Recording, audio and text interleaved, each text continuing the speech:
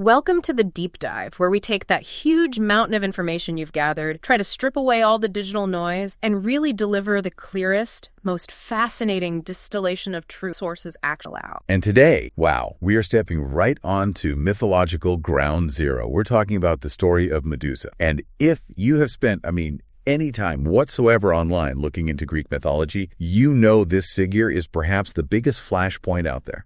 Absolutely. Medusa is, thousands of years old, yet the argument over her identity, is she this fearsome monster, a villain, or is she actually an innocent victim of, divine injustice, punished for something she didn't cause? It's intensely modern. It's highly volatile. Yeah. Our inbox certainly suggested that just mentioning her name is basically enough to trigger a digital brawl. It really is. So our mission today is to try and cut through that intense online noise, all the generational yelling, and frankly, all the prevailing misinformation that's kind of polluted the narrative, especially over the last decade or so. We are going straight to the core textual evidence. We're using the actual ancient Greek and Roman sources to see if we can validate or, fundamentally debunk these competing origin stories. We're going deep into the structure of the myth itself. We're going to unpack the, 4 main origin stories people cite today, clarify her appearance, her powers, even the fate of Perseus, based entirely on those original texts. Get ready. Yeah, get ready, because we are diving into the history of how narratives drift and, maybe more importantly, the surprising origins of a lot of modern myths. Okay, so let's unpack this. Let's start by just establishing how pervasive the confusion actually is today. It's truly wild because, like you said, the narrative is thousands of years old. It's been reinterpreted countless times, different writers, poets, cultures. But the current debate, this villain versus victim thing, it seems to have metastasized beyond just her ethical role into arguments about the very details of her, like basic facts. Precisely. And that ambiguity, it just allows for rampant speculation, doesn't it? Yeah. Was she inherently, hideous, a monster from the start? Or was she largely human-looking, maybe just cursed with the snake hair? Right. Did the ancient sources actually describe her with wings or bronze skin? Some people even say a serpentine lower body, like a naga. Yeah, I've seen that one. And these aren't minor details. Yeah. They completely change the visual and, the thematic impact of the whole story. And the confusion around her powers is just as intense. People argue constantly about the petromechanics. Did it only work on men? Was it only if you made, direct eye contact? Right, the gaze. Or was it just the mere sight of her terrifying features that caused the paralysis? The difference between a passive threat, just her appearance, and an active power, her conscious gaze, that's critical, but it often gets ignored in modern... Absolutely. And we cannot forget the sisters Stheno and Uriel. Modern media often treats Medusa as if she's the only Gorgon who matters, implying she alone had this power. Yeah, that's true. But did they also petrify Onlook? The ancient sources actually give us pretty precise clarity on all these points, surprisingly. But most of the current popular debate seems to be happening in a vacuum, completely divorced from the original text. So let's establish the foundational opt-out. We've identified, 4 major origin stories circulating today? And they often get cited interchangeably, which just adds to the... Okay, so version 1. This is the oldest, the simplest framework. It's deeply rooted in early Greek theology. Medusa was always... just born that way. Exactly. Born a Gorgon, terrifying creature. And she remained one until she was killed. No previous human life, no curse, and therefore really no injustice to explore in that version. Okay. Then version 2 introduces the moral flaw narrative, the vain mortal. Right. In this one, she was originally a human woman, famous for her beauty, but she made the fatal mistake, the hubris, of boasting she was more beautiful than the goddess Athena. Big mistake. Huge. Athena, enraged by this, punished her vanity by turning her into a monster so ugly that just looking at her caused petrification. Okay, so those two, always a monster, vain mortal, those were kind of the standard versions for a long time. For centuries, yes. Both version 1 and version 2 were the common, well-established historical takes right up until, pretty recently, maybe the last few decades, really. And then we hit the explosive origin story that's everywhere now. Version 3, the assaulted victim. This is definitely the most widespread modern narrative. It suggests Medusa was a human-looking priestess of Athena. Poseidon assaults her within Athena's sacred temple. And Athena's reaction. Athena, either furious at the temple's defilement or some interpretation that maybe out of jealousy, punishes Medusa by transforming her into the monster. Punishes the victim. That's the core of this version's tragedy, yes. And finally, we have a 4th iteration, which is basically a modification of version 3, and this one is viral online now. The victim protected. Yeah, this one's interesting. The core scenario is the same, the assault in the temple. But the twist is that Athena's transformation was actually a protective act. How so? The idea is she gave Medusa the stone gaze power specifically so that no man could ever force himself on her again, kind of weaponizing her trauma to create a shield. Okay, so 4 versions. Monster, vain, victim punished, victim protected. Right. And here's our first critical takeaway right out of the gate. Versions 1, 2, and 3 all have some documented bases in ancient sources, as we're about to show you. Okay. However, version 4, the idea that Athena transformed Medusa as a gift, a form of proactive protection, that is an entirely modern internet creation. No ancient source for that one at all, Greek or Roman. Absolutely zero basis in any ancient source we have. It's an emotionally resonant idea for sure. Yeah, it aligns with modern social justice movements, and you can see the appeal. But it's a narrative adaptation, not a mythological foundation. That's vital to remember, is it lets us appreciate the modern reading for what it is while still understanding what the ancients actually wrote down and like. Exactly. And what's fascinating here is that the earliest accounts paint such a specific picture, and it often fundamentally contradicts the versions we see constantly repeated online, in forums, social media, everywhere. So to start at the beginning, we have to look at the oldest written account, which is Hesiod's Theod, right? Hesiod is ground zero for established Greek theology. He details the birth of Medusa and her sisters, Steno and Euryale. He says they were born to these primordial sea deities, Phorcys and Ceto. So their parentage is monstrous from the start. Immediately. The fact that they're born of these, monstrous chaotic entities immediately places them outside the realm of normal humanity. They are monsters from the start in his telling. But Hesiod makes a crucial distinction about, he singles her out. He does. He writes that Medusa suffered a grim fate, his words, because she was mortal, while her sisters were immortal and ageless. Ah, okay. That's the key detail for Perseus later on. It's absolutely essential for Perseus' success. Right from the genesis of the myth, she is classified as a Gorgon, one of 3 terrifying siblings, but she's the only one who can actually be killed. So definitely not a cursed human in this verse. She's a mortal monster, basically destined for death by a hero. That's the framework Hesiod sets up. Okay, so that's established. Then Hesiod immediately brings up the Poseidon encounter, which is described in a way that, it really jars with the modern interpretation, doesn't it? It's the language that matters most here. Hesiod writes that the god of sable lock, that's Poseidon, lay with her in a soft meadow among the spring flowers. Yeah, you noted in the original script outline, it sounds almost like a pastoral romance, a rom-com. It really does. I mean, if Hesiod had intended to describe a violent assault, the Greek language back in the 8th century BC had perfectly clear words for rape, for coercion, for force. He could have used... But he didn't. No. The fact that he chose imagery suggesting, intimacy, maybe fertility, pleasant surroundings, a soft meadow, spring flowers, that's not accidental. It's a deliberate choice. So the focus for Hesiod wasn't the ethics of the encounter. It was more about lineage. Exactly. The focus isn't trauma or consent. It's the immediate consequence. The lineage. This encounter established the parentage for the 2 major beings who sprang from her body when she died. Right. And that leads directly to the offspring. Who were they again? So when Perseus eventually cut off her head, Hesiod details that the great Chrysaor, often interpreted as either a man with a golden sword or maybe a winged boar, it's a bit ambiguous, and the magnificent winged horse, Pegasus, they sprang forth from her neck. Sprang from her neck. So that means they were already fully conceived, basically waiting inside her when she was killed. That's the specific detail Hesiod gives. They sprang directly from the decapitated neck. And this detail is crucial because it debunks that very common modern mistake, the idea that they sprang from her blood dripping onto the ground. Okay, we'll come back. We will, because the blood had a very different and equally monstrous consequence according to other sources. So, just to summarize Hesiod, he gives us the foundational Greek version. Medusa is a mortal-born Gorgon. She had an intimate encounter with Poseidon focused on establishing lineage, and she was then killed by the hero Perseus. No curse, no human transformation involved. Okay. Moving on chronologically, Homer comes slightly later, but he's also foundational. He doesn't detail her origin, but he helps establish the general Greek perception of Gorgon, how they were... Exactly. He confirms the terrifying nature of these creatures in both the Iliad and the Odyssey. How so? Well, Iliad mentions the Aegis shield, Athena's shield, noting that it featured a terrifying, awful Gorgon face. Okay. This is probably the clearest early evidence that the Gorgon figure, whether Medusa specifically or just Gorgons in general, was meant to be dreadful, and apotropaic, meaning it was used specifically to scare away evil. So, inherently terrifying. That seems fundamentally incompatible with the idea that she was secretly beautiful or only accidental. Precisely. And then the Odyssey just reinforces the conclusion that Medusa was dead and decapitated by the time of Odysseus' journey. He famously fears the head of the Gorgon being sent up from the house of Hades while he's down. So it just anchors the narrative timeline. She was a creature of terror, killed, end of story. Pretty much. He confirms her existence and her terror. Okay, now we absolutely have to turn to Apollodorus' library. This is a critical source, isn't it? Because written later, It gives us the most comprehensive physical description, which seems to align perfectly with that Homeric terror.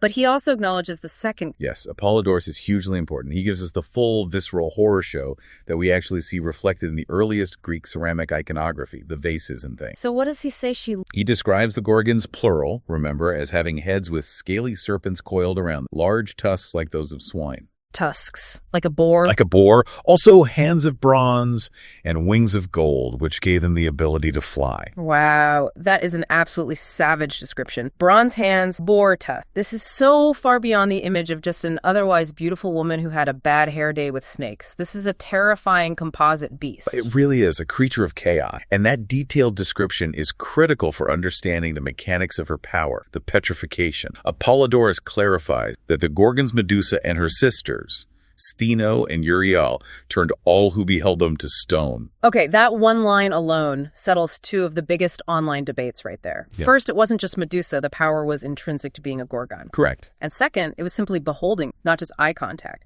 which brings us back to the mechanism you mentioned earlier. Exactly.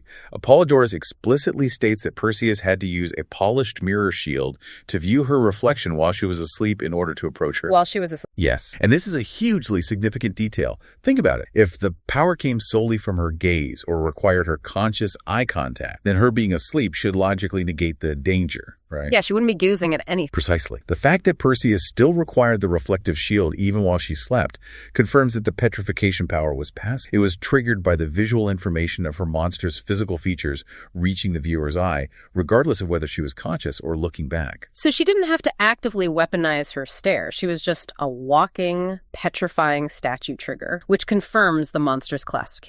That makes perfect sense within the framework of Greek terror movies. It absolutely validates the idea that she was a monster by nature, not just by curse. However, Apollodorus, being a later compiler of myths, also included the alternative origin story we discussed earlier, the vanity curse, version 2. Right. So he kind of hedges or just includes both versions he knew.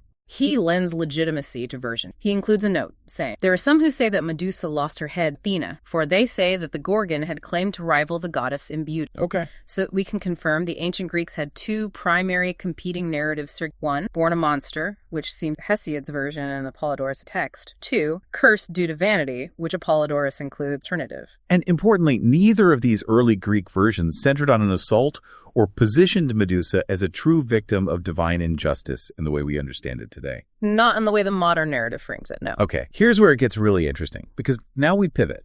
We're moving from those foundational Greek religious and mythological texts to the Roman reinterpretation by Ovid. This is the source that essentially created the modern narrative. Ovid's Metamorphoses is absolutely the pivotal text for the modern understanding, or perhaps misunderstanding, of Medusa. And we have to be crystal clear on its context. Ovid was a Roman poet. He was writing centuries later than Hesiod or Homer, around the turn of the first millennium, 1st century BC to 1st century AD. And his purpose was different. Completely. His work was intended as narrative poetry.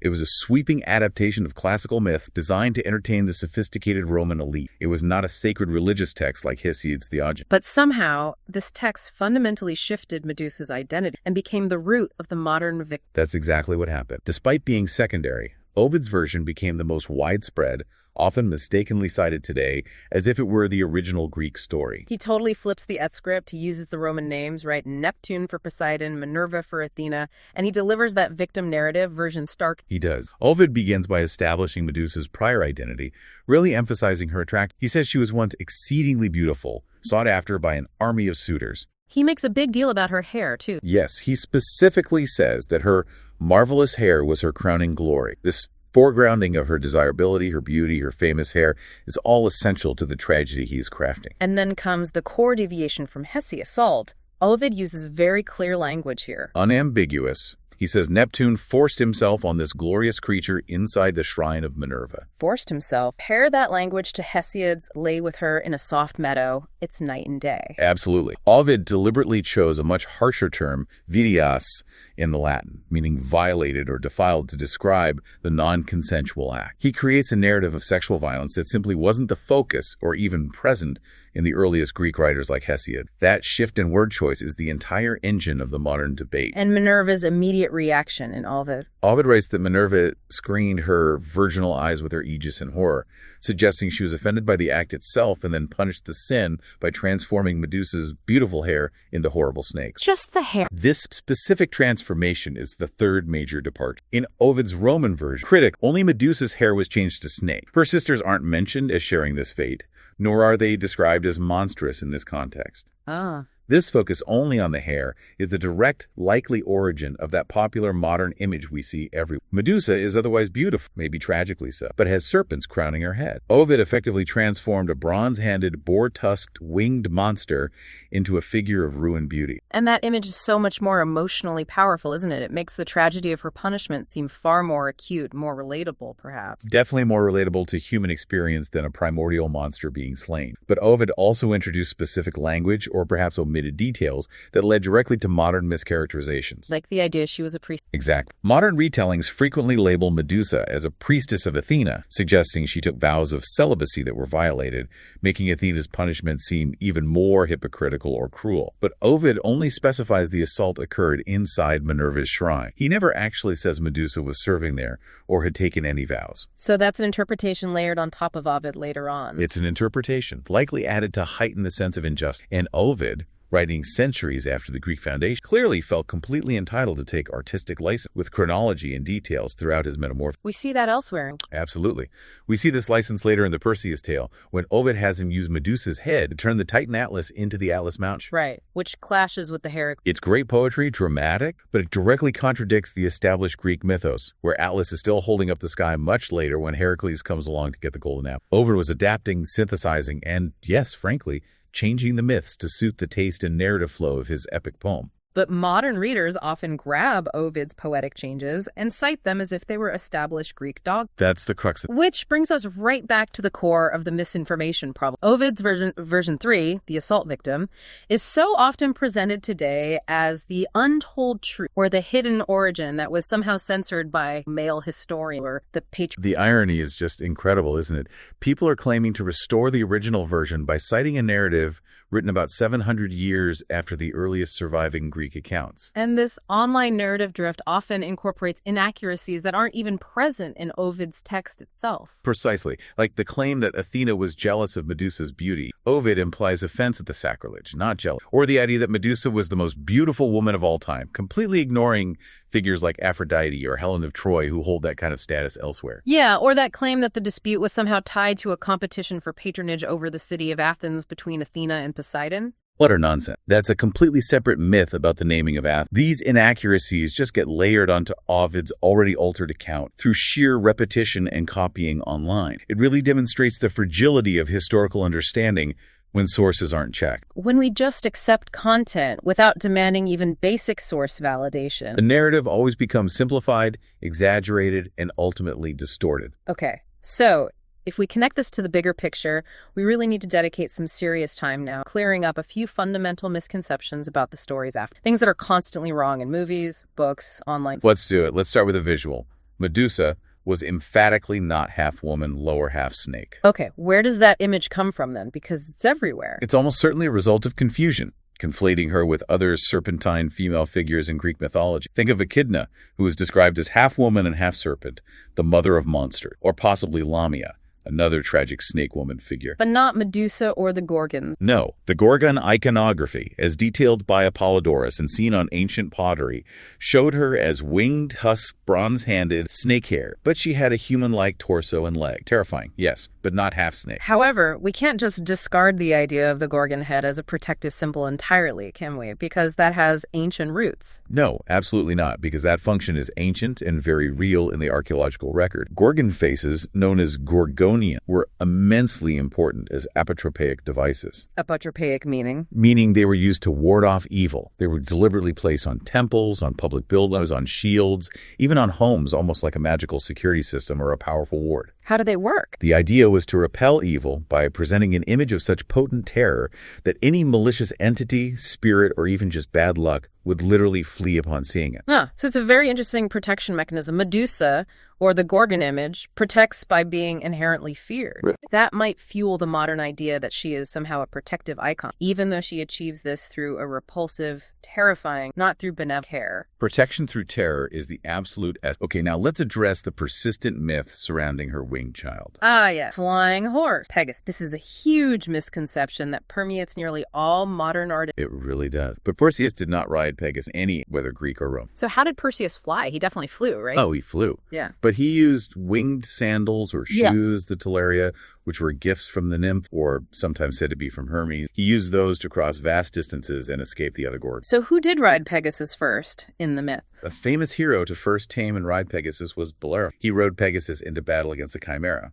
That's his. So the image of Perseus on Pegasus, where did that? It originated much, much later, primarily with Renaissance artists. They likely found the visual combination, the hero, astride the magnificent winged horse, more dynamic, more aesthetically pleasing for their paintings and sculptures. And it just stuck? It stuck hard in the public imagination and has been repeated ever since, especially in film. Okay. And that leads us back to the mechanism of the offspring's birth, which you said is consistently misrepresented. We covered they came from the neck. Yes. We must reinforce Hesiod's account here. Chrysaor and Pegasus were inside Medusa's womb and sprang out fully formed from her neck after the decapitation. They did not emerge from her blood dripping onto the ground. Why is that distinction so vital? What did come from the blood? Because her blood dripping onto the ground, specifically onto the sands of the Libyan desert as Perseus flew over, actually created something else entirely. Poisonous serpents.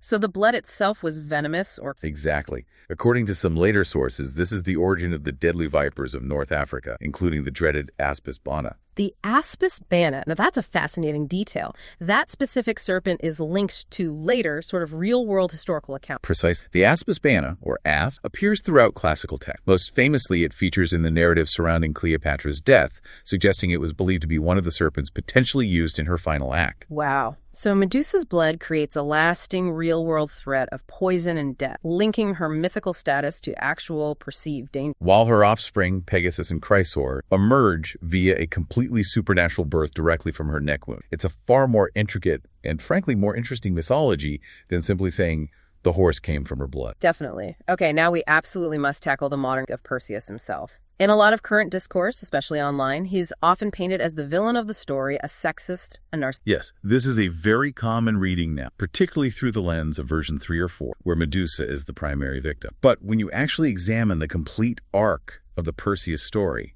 within its ancient Greek context, this critique is exceptionally difficult to sustain logically based. His story is traditionally seen very different. Traditionally, it's regarded as one of the most successful, almost feel-good hero myths in the entire Greek catalog. He's generally presented as quite noble. Okay, let's break down his motivations and actions as the myths present. His primary drive initially wasn't glory-seeking, was it? It was protection. Exactly. He spent his early life protecting his mother, Danae, from the unwanted advances of the local king, Apollodorus, a man who consistently harassed her and whom she was hiding from. So the Medusa quest wasn't his idea. No, he killed Medusa, not out of some personal vendetta or an act of misogyny, but because Polydectes had essentially tricked or forced him into a desperate obligation, a boast he couldn't back down from, to bring back the Gorgon's head. It was presented as a necessity born of honor, duty, and ultimately protecting his mother by getting rid of the king's domain. And his entire quest was supported, even guided, by the feminine divine, wasn't it? Which seems to complicate the sexist villain. It absolutely does. He was essentially a chosen champion of the gods in this story. He worked directly with them, receiving crucial gifts from Hermes, the sickle or sword, the winged sandals, the cap of invisibility. And Athena's role was critical. Critically, he received the full patronage of Athena. She gave him the polished shield for the reflection. She offered strategic advice, and some accounts even say she physically guided his hand during the final strike. So if Athena, the goddess of wisdom and strategic warfare, was his mentor and guide in killing Medusa, it really complicates the idea that he was acting with malicious, unjustified, or purely sexist intent towards Medusa specific. He was fulfilling a divine-sanctioned quest against a recognized monster. And his heroism extends far beyond just killing the Gorgon, doesn't it? The story continues. Oh, yeah. On his return journey, flying, he spotted the innocent princess Andromeda chained to a rock, about to be sacrificed to the sea monster Cetus, a creature sent by Poseidon as punishment. And his reaction? His immediate selfless action was to intervene and save her life by killing the monster. Then he saved her again shortly after when her uncle Phineus, her rejected suitor, tried to violently kidnap her at the wedding. Perseus used the Gorgon head to turn Phineus and his conspirators to stone. So he used the head defensive, and then his ultimate act. Using the Gorgon's head again, this time to turn the harassing King Polydectes and his court followers to stone, thereby finally liberating his mother Danae from the king's persecution once and for all. So he used the trophy, the head of the monster he was sent to kill, to save his mother from harassment and potential violence. When you lay it out like that, it paints a very different picture than just man kills woman. The only element where a modern morality critique might genuinely apply, looking at it through today's lens, is the fact that he requested Andromeda as his wife in exchange for saving her life from Cetus. And even that has to be viewed through the lens of the time and the genre. This was the established formula for the classic hero's tale back then. The hero performs great deed, defeats the monster, and the hero receives the ultimate reward, which in that cultural context was very often the hand of the princess or maiden he saved. So his motivation throughout the story is presented as honor, fulfilling obligations, protecting his mother, and rescuing the... Generally, yeah, not personal hatred of women or random violence. To categorize him simply as a misogynistic killer is really to ignore the entire sweep and context of the original myth as it was told. Okay, this detailed analysis of Perseus and Athena's role gives us the tools, finally, to confront version 4 direct. That's the ultimate modern reinterpretation. The theory that Athena transformed Medusa not as punishment, but as a protective act to save her from future assault. Right. And this theory, I mean, while it's undeniably beautiful in a way and emotionally compelling, especially in a modern context, seeking justice and female empowerment, it just crumbles instantly when you apply the internal logic of the source material and, crucially, the subsequent actions of the goddess Athena herself within the myth. Okay, what's the first logical flaw? You mentioned the nature of the protection itself. Well, think about it. If Athena truly intended protection, why did she choose to mutate Medusa into a figure of profound terror? And why force her into an isolated existence in a cave, far from all humans? That doesn't sound very protective. It's not protection. It's exile. It's arguably extreme psychological punishment and isolation. Surely a powerful goddess could have granted protection in a way that didn't involve stripping away the victim's humanity, her appearance, her agency, her entire social life. Good point. But the truly damning evidence against the protection theory comes later with Perseus. We have to ask, if Athena was protecting Medusa, why did she then actively help Perseus murder? Exactly. This is the absolute core contradiction. Athena directly assists Perseus. She gives him the precise tools needed for the reflective shield. She provides the strategic plan approach while sleeping. Some sources say she literally guides his hand to make the killing blow. That is the definition of betrayal, not... It fundamentally, irrevocably contradicts the premise of a compassionate transformation intended to keep Medusa safe. It makes no logical sense within the narrative structure. And the final insult, the part that's often conveniently forgotten in the modern protective Athena retelling. What does Athena do with the head after Perseus back? Right.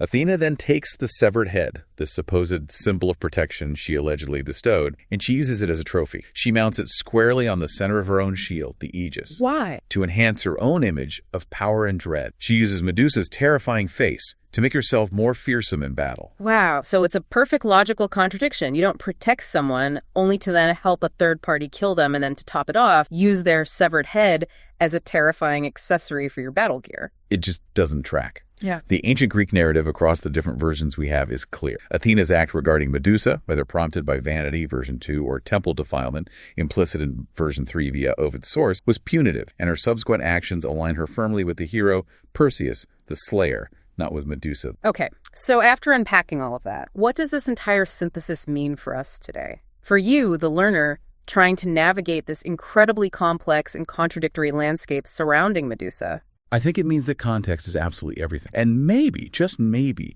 the most dramatic or emotionally satisfying story isn't always the oldest or the originally intended one. Right. The earliest, most foundational Greek sources, Hesiod, people like Hesiod, maybe Apollodorus' main thread, they present Medusa primarily as a mortal Gorgon by birth, a monster whose encounter with Poseidon was not initially described as non-consensual, but more about divine lineage. While the innocent victim of assault narrative, the one that dominates today, comes almost solely from that later Roman reinterpretation by Ovid, a poet who was demonstrably focused on drama, tragedy, and adapting myths for his audience. Both Hesiod's version and Ovid's version are valid stories that exist, but they represent two distinct truths, separated by geography, by centuries of time, and by very different narrative intentions. origins. And the power of adaptation is immense. It shows how cultural res speaks to us now can sometimes supersede historical popular mind. I mean, look at the example of that statue installed in Manhattan 2000. Ah, yes, the famous Medusa with the head of Perseus statue by Garbati. Exactly. Mythologically, it's completely inaccurate. As we've established, Perseus was the savior figure and the hero in the historical Greek account, not presented as an abuser. Correct. The statue reverses their roles entirely. But when it gained significant attention, especially during the height of the Me Too movement, it became this incredibly powerful symbol. It symbolized a woman taking back power, overcoming an aggressor, literally reversing the ancient narrative that was patriarchy. It perfectly embodies the idea that a myth is, in many ways, a living thing. It's perpetually reinterpreted to serve modern social commentary, political needs, psychological exploration. So the modern readings, like the statue or the protection theory, they are valuable for social commentary, for feminism, for exploring themes of trauma and justice. Absolutely. They have cultural value now. Yeah. But we just have to acknowledge that they are adaptations. They are rereadings. They are not the historical origin of the myth as it first appeared. The underlying issue here, though, the one that maybe goes beyond just Medusa, is the sheer volume of just copying and misinformation online that we found. It's staggering. We've demonstrated that multiple viral claims that Medusa was the most beautiful woman ever, that Athena was jealous of her looks, that she was definitely a priestess, that Perseus rode Pegasus, that the snakes were protection. All of these can be pretty easily disproved or at least heavily complicated just by reading the original text. Texts which are by and large, freely available online. Hesiod, Homer, Ovid, Apollodorus, you can find translations easily. So the refusal, or maybe just the lack of time or inclination to engage with the primary sources, even briefly, that seems to be the core mechanism of this narrative drift we've been talking about. It absolutely is. It speaks to a broader intellectual temptation, perhaps. The temptation to accept the version of a story that is most emotionally satisfying or aligns best with our pre-existing beliefs, rather than the version that is most historically or textually accurate, even if that version is more complex or less palatable. So this raises a really important final question for you, the learner, to think about. Medusa's narrative shifted dramatically, didn't it? From a simple creature of terror in Hesiod to a complex victim figure, largely because of a poetic reinterpretation written centuries later by a Roman. So the provocative thought is this: what other historical narratives that we perhaps assume are fundamentally true, maybe about other heroes or villains, or even about supposedly factual historical events, might be equally based on a much later, more emotional or poetic reinterpretation rather than the original foundation? How much of what we think we know is actually based on Ovid rather than Hesiod? Something to definitely mull over as you seek out your next source material and as you decide which narratives you choose to believe and perhaps which ones you choose to carry forward. Thank you for joining us for the dive, True Origins, and the very complex modern life. We'll catch you next time.